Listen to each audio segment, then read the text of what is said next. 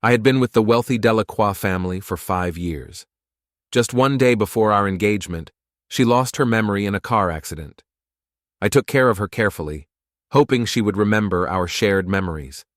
However, I overheard her speaking with her unforgettable first love. Naturally, I pretended to be amnesiac. I didn't want to marry him yet.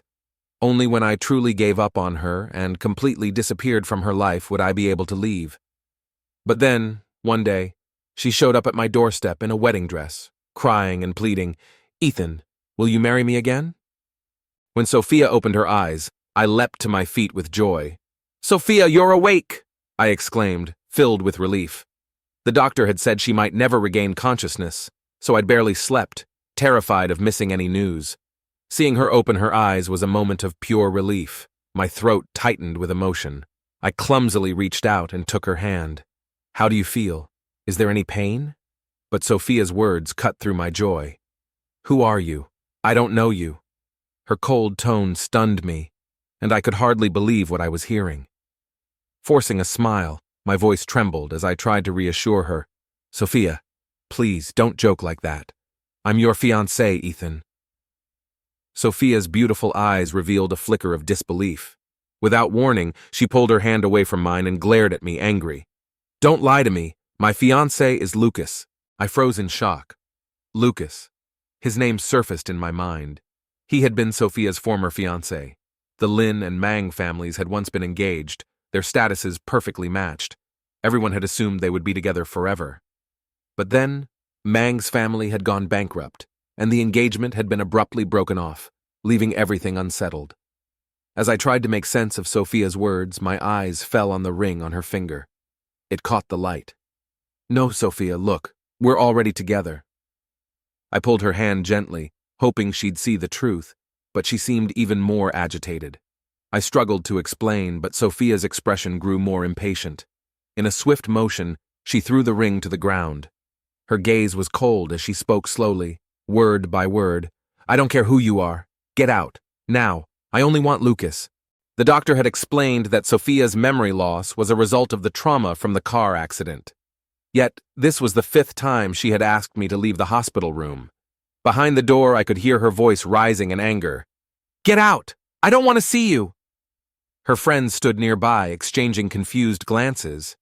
"It's strange," one of them said. "Sophia remembers everyone, but she's forgotten him. She even treats him so badly." The door creaked open, and Claire stepped outside, offering me an apologetic look. "Ethan, don't be upset. She has amnesia, so it's normal for her to be a bit temperamental. She just doesn't remember you." I nodded, my gaze darkening. I managed to smile, though it didn't reach my eyes. "I understand, as long as she takes care of herself."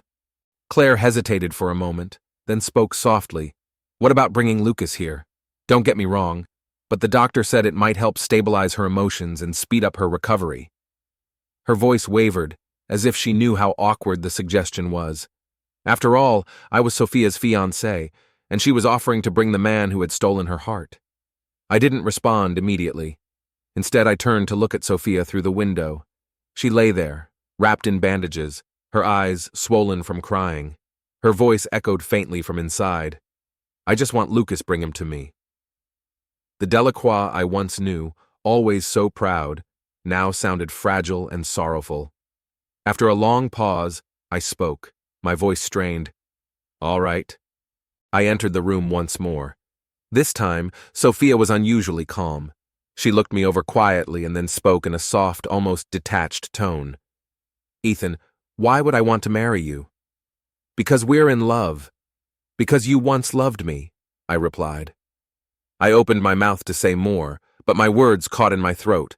My fingers turned white from gripping them too tightly, yet I couldn't speak. Before I could continue, Lucas entered. When Sophia saw him, her face lit up. "Ryu, you're here!" she exclaimed. Lucas stepped forward, pushing me aside as if I were invisible. His voice was filled with tenderness as he approached Sophia. "I heard you got hurt." Sophia pouted, nodding pitifully. "It hurts so much, and this bad man keeps bothering me every day." She glanced at me, making it clear who the bad man was. I swallowed my bitterness and stepped aside silently. Lucas moved toward me suddenly, his eyes filled with disdain. "Did you hear that? Sophia doesn't want to see you. Be sensible and leave on your own," he said matter-of-factly. I took a deep breath, forcing my composure. "Mr. Mang, you should know that I'm her fiancé." Before Lucas could respond, Sophia turned to me, her expression twisted in disgust. "Then let's cancel the engagement. I never recognized you as my fiancé." In that moment, the mental strength I'd been holding on to shattered. I stared at her, numb, unsure if she had truly forgotten everything. My body trembled as I weakly pleaded, "Sophia, please don't treat me like this." I couldn't bear seeing her look at me with such disdain every day, treating me as if I were a plague. At least don't hate me so much." My voice was barely a whisper, almost a plea for mercy. Sophia tilted her head slightly, her red lips curling into a cruel smile. She spat out the words like venom. "No, you make me sick just by looking at you." And with that, Lucas kicked me out, leaving me to stand outside the room, heartbroken. Listening to them flirt inside, I leaned against the wall, clutching my chest in agony. My heart ached, aching with a pain that felt unbearable. I never imagined that Sophia would say something like canceling the engagement. Even during the toughest times we faced, she had never once mentioned it back then. When she had a falling out with her family and I was going through one of the hardest periods of my life, the two of us squeezed into a tiny rented room, living in poverty. The Delacroix family, who had never known struggle, had to secretly take on jobs without me knowing, just to buy me a watch I had wanted for a long time. It wasn't an expensive watch, but it was still a considerable amount for us at the time. I never knew how she managed to find the job or save up for it. But in that bone-chilling winter I saw her hands, chapped and red, and my heart ached. And yet, she just smiled softly, her eyes curving gently as she said, "Because I really love you." But the Sophia who loved me so deeply back then was gone. The woman before me, with a cold, distant expression, now told me to cancel the engagement and said I made her sick. I couldn't believe it. Sophia didn't tell me when she was discharged from the hospital. I saw a post on her social media. "Everyone, take a look at the ring Ryu bought me. Isn't it beautiful?" The picture showed her hand, with the ring sparkling on her middle finger. I stared at the screen, feeling lost. The image of Sophia tossing the ring aside just days earlier was still vivid in my mind. I didn't understand how amnesia could cause such a drastic shift in someone's feelings. Or maybe it was more than that. Maybe she had never loved me in the first place. I shook my head, trying to push the thoughts away. No. Sophia just has amnesia. I can wait for her to remember, even if it takes a year, 10 years, or an entire lifetime. When I returned home, I found Sophia unexpectedly sitting in the living room. The moment she saw me, her delicate face twisted with anger. "Ethan, I can't believe you'd stoop to such tactics. Do you have no shame?" Stunned by the sudden outburst, I tried to calm her down. "Sophia, I don't know what you're talking about." Her eyes were filled with hostility as she threw a pillow at me. "Stop pretending. You're the one who told my parents to break me up with Ryu and trapped me here. Ethan, you're disgusting." Suddenly, everything made sense. The Lin family had apparently kept Sophia from contacting Lucas. I pressed my lips together, trying to explain, but before I could get a word out, she interrupted. "Ethan," she said coldly, "if you keep doing this, don't blame me for being rude." With that, she slammed the door on her way out. Watching her leave, I silently clenched my fists. Later that night, Sophia returned, reeking of alcohol, with a tall man supporting her. It was Lucas. He held her closely and placed her on the sofa. Glancing at the porridge I had left to cool, he sneered, "Sophia was right. You really are a good dog." He walked up to me, disdain in his eyes. "Tonight, Sophia and I will use the master bedroom. Mind giving us some space?" Fury surged through me, and I stood up, almost unable to control myself. "You dare?" I rushed at him, grabbing his collar and landing a hard punch.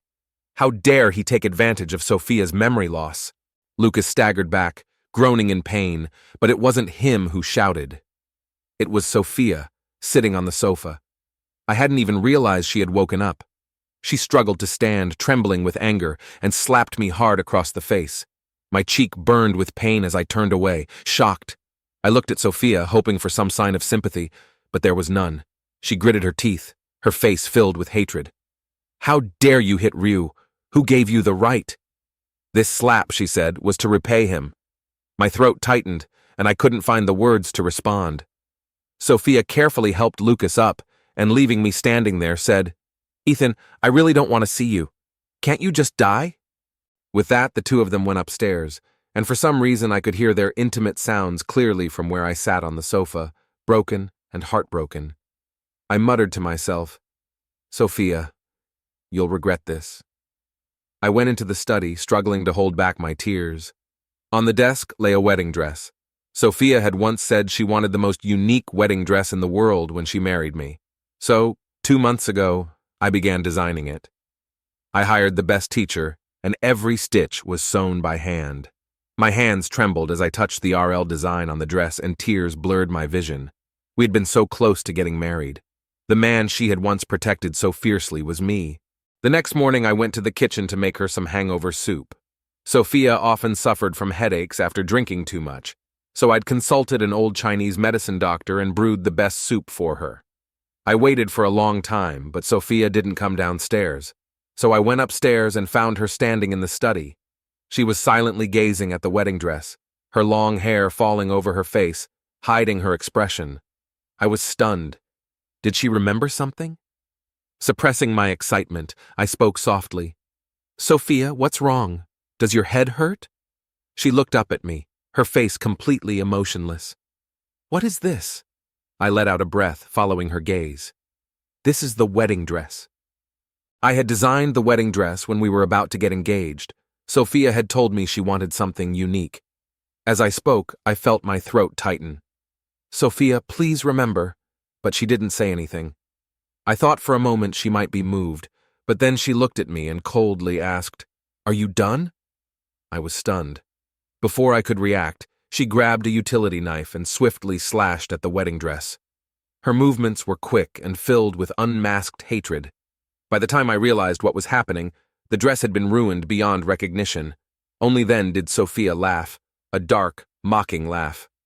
"Ethan, the ring is gone, and now the wedding dress is gone too." Her smile was malicious. "That damn engagement should be canceled as well." Everything happened so quickly.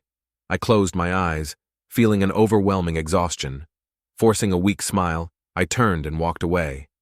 "Sophia, you're tired too. Go back," I said quietly, finally realizing how much she hated me. Outside, I found Lucas leaning casually against the wall. My gaze fell to the scratches and kiss marks on his chest, bright red, unmistakable proof of their night together. He looked at me with pity. "How pathetic," he said. "Don't long for things that don't belong to you." He seemed to think of something amusing, pulling out his phone and smirking. "Since you're already so miserable, I don't mind showing you." I took the phone from his hand, trembling. The photos and videos were inappropriate, taken at an unknown time. My vision blurred with rage and my eyes turned red. Lucas took back his phone, chuckling. "If you want, I can send you a copy." As he walked past me, he whispered in my ear, "By the way, your wife was amazing last night." Then, he pushed me aside and entered the study, leaving me standing there, completely stunned. The engagement party went ahead as planned. Mr. Lin approached me, pleading for me to marry Sophia. He said that if she broke off another engagement, her reputation would be ruined. I was silent for a moment, then agreed. I didn't want Sophia to suffer any further damage to her reputation. To my surprise, Sophia didn't react much to the engagement. She accepted it very calmly. The party was rushed, and the wedding dress and ring were chosen without much thought. As I stood at the wedding venue, I still felt disoriented. It felt more like an arranged ceremony than a real wedding. I wondered if this was really the right decision. Sophia and I were not in the same room. The guests had all arrived, and I went to greet them with a smile. I should have been with Sophia, but she hadn't come out yet. I thought maybe she wasn't ready. But as time passed, the ceremony began, and still she hadn't appeared. Whispers spread through the crowd. Mr. and Mrs. Lin's expressions became more tense. I reassured them, glancing at the door. "She'll come. She's never lied to me. She wouldn't do this." Then the makeup artist rushed in. Something's wrong. Miss Lynn is missing. The lively atmosphere turned dead silent. The makeup artist stammered, "I was halfway through Miss Lynn's makeup when she suddenly said she needed to go to the bathroom. She didn't come back, and when I looked for her, she was gone." I felt all eyes on me, sympathy flooding the room. Bitterness filled my mouth, but I forced a smile. I had a feeling that something was wrong earlier when Sophia had been avoiding me, but I hadn't wanted to believe it. I didn't want to believe that the Sophia who once loved me so fiercely would do something like this. I wanted to protect her reputation, but she didn't care about mine at all. I took a deep breath and bowed to the guests, then nodded at Mrs. Lynn. "Let's find Sophia." I found her in an alley in Lucas's arms. She was whispering intimately with him. I heard her soft laugh, her voice gentle and seductive. "Ryu, we can finally be together." Lucas whispered something in her ear. She buried her head in his neck, laughing foolishly. "I didn't lose my memory," she said. "I just fooled that idiot Ethan. I just didn't want to marry him." A buzzing filled my head. My body began to tremble. I finally understood everything. Sophia's behavior had been strange because it had all been fake. Her memory loss, everything. All the excuses I had made for her, they were all lies. They became the sharpest blow to my heart. I laughed softly, the grief, anger, and pain mixing into one overwhelming emotion. I closed my eyes, my nails digging into my palms. It was time to end this. Mr. and Mrs. Lynn also saw them. Miss Lynn screamed, and Sophia finally noticed me. A flash of discomfort crossed her beautiful face before she replaced it with a look of pure malice. "You saw," she sneered. "Perfect. Saves me from having to tell you again. Ethan, I don't want to marry you." I interrupted her before she could finish. "Sophia, let's cancel the engagement." Sophia was stunned. Her eyes widened in surprise, clearly shocked that I had said it first. After a moment, she smirked sarcastically. "Huh, trying to play that game too? Just don't come crawling back to me later." "I won't," I said with a calm smile. "I never will again." Mr. Lynn was speechless, unable to do anything about the canceled engagement. I moved out of the marital home. The thought of the traces Sophia and Lucas had left there made me feel disgusted. On social media, Sophia often posted photos of herself with Lucas, flaunting their relationship triumphantly. Sophia had always been like this. I shook my head and began to focus on my new home. While packing, I unexpectedly found a photo album filled with memories of the time we spent together in our rented apartment. I squatted down, staring blankly at the album in my hands, and suddenly, I remembered why I had fallen for Sophia in the first place. I had grown up with my grandfather, but after his sudden death in an accident, I was taken back to the Moo family by a group of people. They claimed I was Mr. Moo's lost child, but I knew the truth. I was an illegitimate child, the most unwanted existence in a world where everything revolved around power and influence. To everyone else, I was nothing but a thorn in their side. When the other children in the family found out who I was, they began bullying me mercilessly. I remember seeing Sophia at a party, dressed in a beautiful princess gown, surrounded by admirers. She was the high and mighty princess, while I was nothing more than a stray dog, begging for scraps. During the party, as the adults mingled, a group of children dragged me into a corner. They left me lying on the ground, kicking me and stomping on my face, laughing all the while. At that moment, I thought it might be better to just die. After all, the only person who had ever cared about me was gone. I slowly closed my eyes, resigning myself to the pain, until I heard a soft, childish voice. "What are you doing?" Suddenly, the children stopped. Sophia was standing before me, looking down at them. "I don't bully people," she said firmly. "But you dare to bully others in front of me? Are you challenging me?" Sophia's family had great power, and her words sent a chill through the children, who scattered like birds. I stared at her, still slightly afraid, but those beautiful fox-like eyes softened as she reached out her hand to me. "Get up. Boys don't cry." Her tone was strong, but her palm was warm and comforting. That was the first time I had ever felt kindness from someone else. Tears rolled down my cheeks in an instant. Years went by, and Sophia had probably forgotten all of this. I never imagined we would end up like this. A few days later, I was reluctantly forced to attend a banquet. I found a female companion to accompany me. Inside the banquet hall, amidst the clinking of glasses, my companion held my arm intimately as we moved through the crowd. I kept a polite smile as I conversed with others, but then, smash! Glass shattered on the floor. I looked up and saw Sophia standing there, holding Rumang's arm, staring at me with disdain. The glass had broken at her feet. My companion gasped, and I quickly looked away, lowering my head to reassure her. Then, suddenly, Sophia was standing right in front of me. Her face was pale, and her eyes were fixed on the hand my companion was holding. "Who is she?" she asked coldly. I frowned, finding her question odd. "That doesn't seem to be Miss Lin's concern," I replied calmly. Sophia repeated softly, "Miss Lin?" Her eyes were confused, and sensing my companion's discomfort, I patted her shoulder to reassure her. "Miss Lin, please step back. You're scaring my companion." Sophia sneered, glancing at my companion with a cold laugh. "Seems your taste isn't that great anymore either." She adjusted the hem of her designer dress like a peacock showing off. I just stared at her coldly. "I'll say it again, Miss Lin. Please step back." She froze, her eyes widening in disbelief. "Ethan, how dare you talk to me like that?"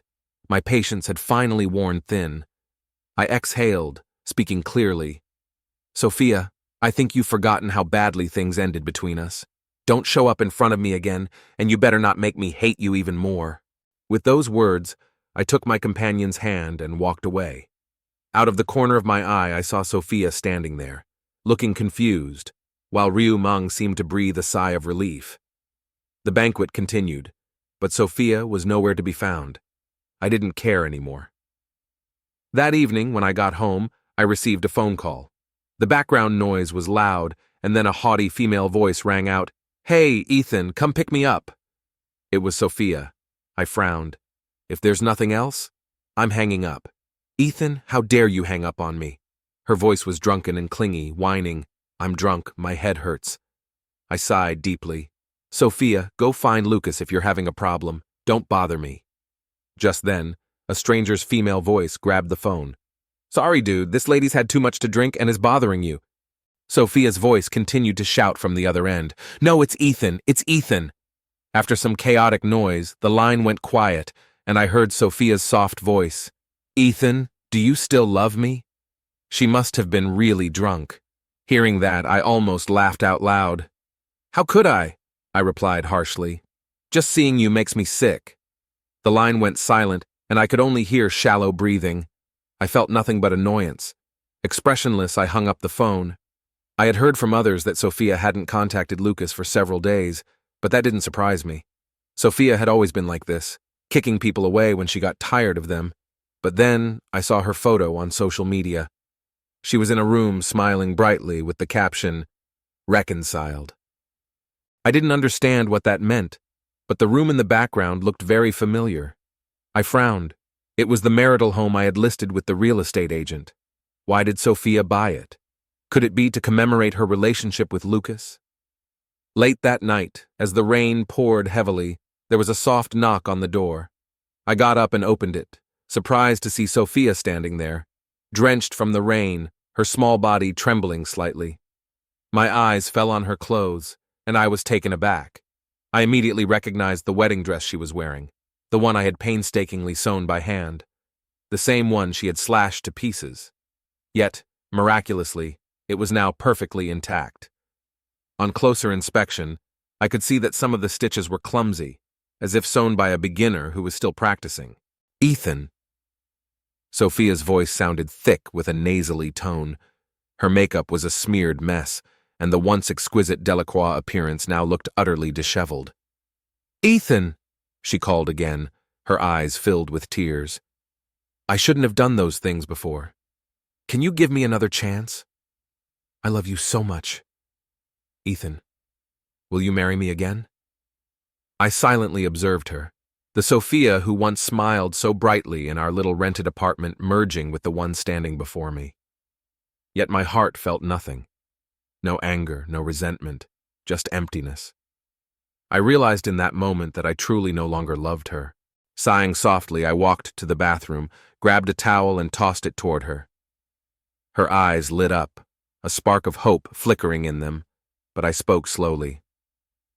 You expect me to marry you when you want, then cast me aside when you don't? Sophia, where in the world is it that easy? I looked at her, steady and calm. You should know by now I don't love you anymore. Sophia's face turned pale, and she opened her mouth to say something, but I cut her off, closing the door between us. Sophia, we should have said goodbye a long time ago. Sophia disappeared for a few days, but Lucas eventually contacted me. His voice sounded rough. Ethan, let's talk at the coffee shop. I was a bit surprised when I saw Lucas. He looked haggard, exhaustion etched into his handsome face, and gone was the arrogance he used to wear so easily. When he saw me, he gritted his teeth. What did you do to Sophia to make her break up with me? I lowered my eyes, speaking calmly. You should ask Sophia about that, and tell her to stop bothering me. He trembled with anger, but when his eyes fell behind me, he froze. I turned around, seeing Sophia standing there, her eyes red from crying. When she saw me looking at her, she bit her lip, her voice now faint. Ethan, did he bully you? I shook my head coldly, my gaze unwavering. Sophia stammered. If he believes you, you can tell me? I interrupted. No need. I'd prefer if neither of you ever appeared in front of me again. Sophia trembled, her eyes full of pain. As I started to leave, her voice, choked with emotion, called out, Does this mean that no matter what I do, you won't care anymore? I paused for a moment, but then turned and walked away, never looking back. My silence was the answer. It was because wrong is wrong. Late affection is worth less than nothing. Almost every day I received messages from Sophia, long, heartfelt ones expressing her regret and love. I blocked all her accounts without hesitation. After a period of silence, I heard news about Sophia again. I never imagined she would go this far. I found out that she had severed ties with her family. It wasn't just a tantrum or a quarrel, she had completely cut them off. She gave up her identity as a Delacroix, her life of luxury and wealth. I thought about the last message she had sent me. If we could start over, would you forgive me? I still didn't understand what she was trying to do. After work one evening, I found Sophia standing outside my company. Seeing me approach, she stood up straighter, looking a bit nervous. She was no longer wearing her usual expensive clothes, but a simple white dress. Sophia had never looked twice at such clothes before. I glanced at her briefly, frowning. What do you want? She lowered her head and handed me a lunchbox. Have you eaten? I made this myself. I finally understood what she was trying to do. The Delacroix, who never lifted a finger, were now cooking for me. It was ridiculous. Her face was full of an ingratiating look, her eyes sparkling with hope. I paused for a moment, took the lunchbox from her, then threw it and the bag into the trash can. I won't eat it. Don't come again. Instead of going home, I entered a restaurant. A friend of mine had insisted on setting me up on a blind date after my engagement had ended. I couldn't refuse, so I agreed. When I arrived, the woman was already there. Her name was Lily, and she was petite and cute, with round apricot eyes that curved like little crescents when she smiled.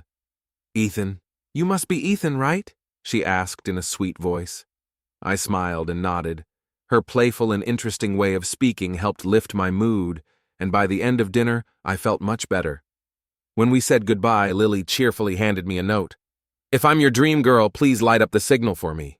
I couldn't help but laugh, tucking the note into my pocket as I left the restaurant. As I stepped outside, I immediately saw Sophia standing nearby. She had already seen Lily leaving earlier, and as she heard my footsteps, she looked up, her face streaked with tears. I sighed, reminding her, It's late. You should go home. Sophia ignored me and asked blankly, Will you get engaged to her? I frowned, wanting to say, Not so soon, but after a moment's hesitation I answered, Yes, if nothing unexpected happens. Sophia hesitated for a moment. Then what about me? You can go find Lucas, or apologize to your family, I said flatly. Her tears started flowing again as she cried pitifully. But I only like you. I only want you. I stared at her, disheveled and broken, and suddenly I laughed.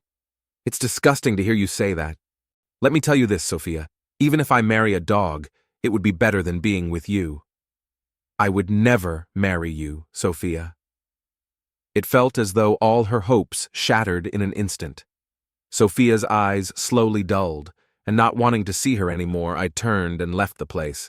After that, I never saw Sophia again. The next time I heard her name was on the news.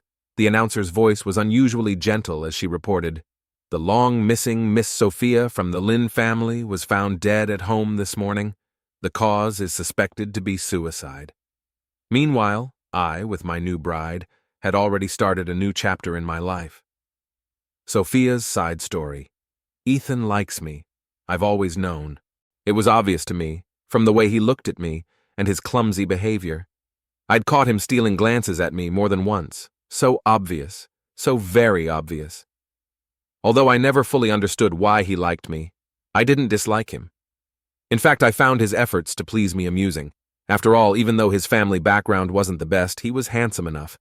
As a woman, being courted by such a high-quality man felt satisfying. Many men had confessed to me, almost all of them in suits holding roses. Cliché, boring.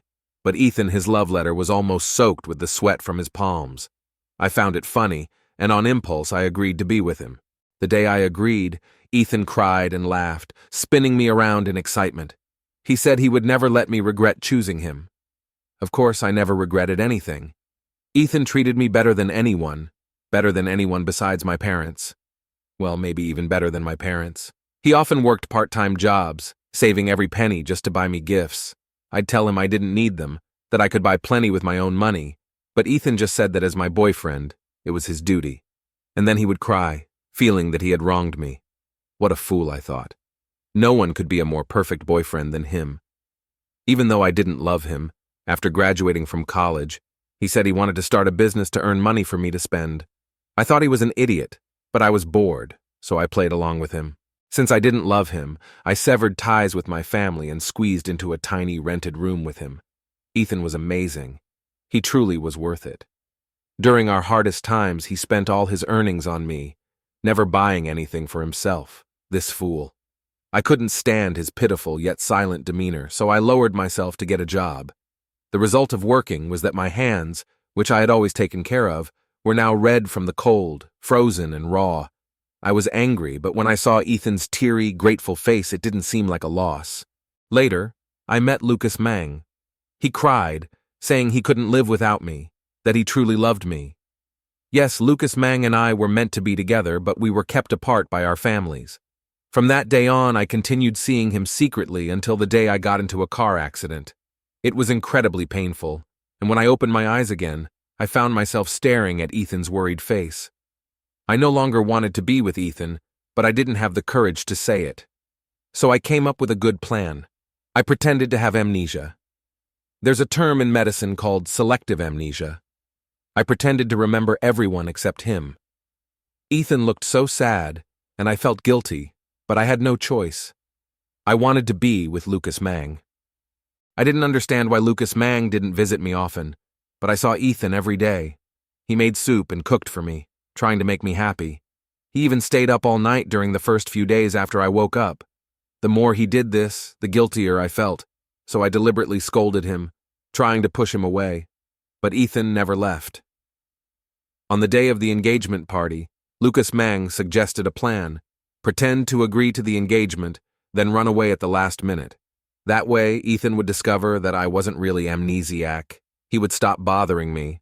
For some reason, hearing this made me feel a bit sad, but I agreed. I didn't want to hurt him too deeply, so I had to do it this way. Sure enough, Ethan stopped bothering me. He personally said he wanted to cancel the engagement. When that moment came, I felt more panic than joy.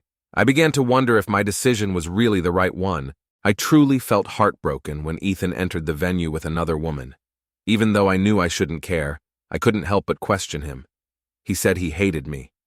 I watched his back as he walked away, feeling lost. My heart ached so much, it felt like I was dying. Breaking up with Lucas Mang didn't hurt this much. I slowly realized I might actually love Ethan. Once I understood my feelings, I felt a wave of relief wash over me. I had liked Ethan for a long time, but I hadn't realized it until now. I thought that since Ethan had once loved me so deeply, he would eventually forgive me. We could definitely go back to how things were, right? But no, Even though I stayed up for several nights mending the wedding dress he had designed for me, and even though I gave up my identity as a Delacroix, hoping to start over with him, from beginning to end, he never once looked back at me. He said I was disgusting, that he'd rather marry a dog than marry me. I couldn't understand why. Why had the Ethan who once loved me so much changed?